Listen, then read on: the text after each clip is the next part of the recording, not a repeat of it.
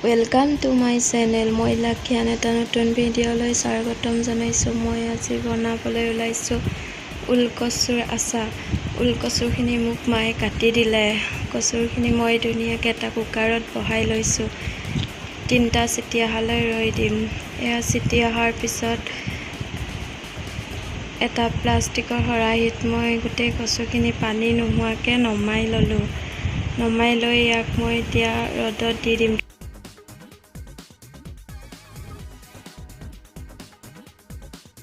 ধুনীয়াকৈ ৰ'দত দিম প্ৰায় 2 ঘণ্টা 3 ঘণ্টামান সময়। কচুখিনি শুকোৱালৈকে মই এতিয়া মছলাখিনি ৰেডি কৰোঁ অলপ।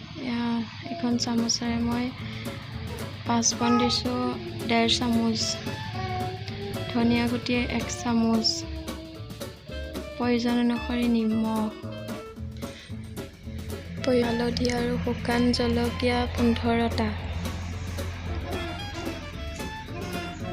মিঠাতেল আপোনালোকৰ জোখ অনুসৰি ল'ব, মই এইখিনি লৈছোঁ।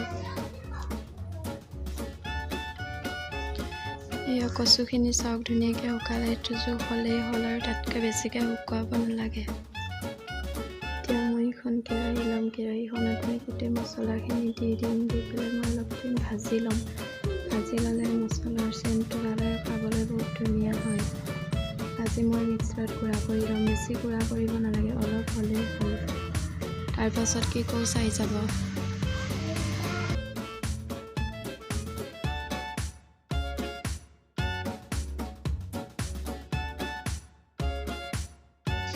এয়া চাওক মছলাখিনি ৰেডি হৈ গ'ল।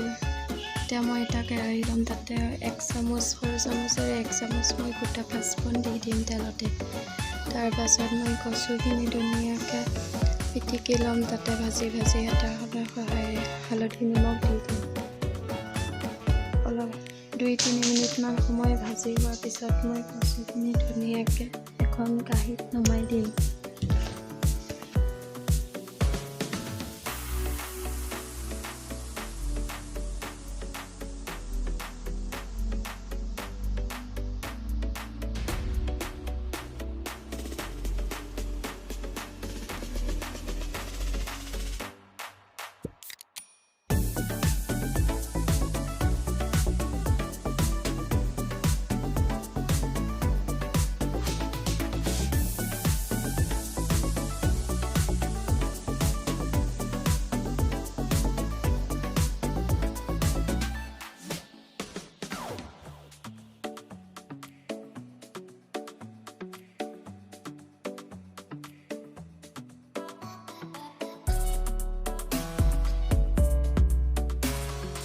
একেটা কেৰাহীতে মই এতিয়া তেল দি দিম। তেলখিনি মই ঠাণ্ডা হ'বলৈ দিম। ঠাণ্ডা হোৱাৰ পিছত মই কচুখিনি দি দিম আৰু পিচি থোৱা মছলাখিনি দি দিম।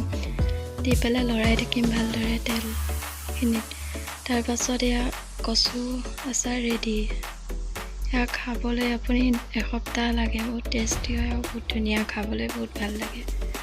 মই এইবাৰ প্ৰথম বনাইছোঁ, কিন্তু খাই ভাল লাগিছে। ভাল লাগিলে ভিডিঅ'টো লাইক, শ্বেয়াৰ, কমেণ্ট আৰু ছাবস্ক্ৰাইব কৰি দিব।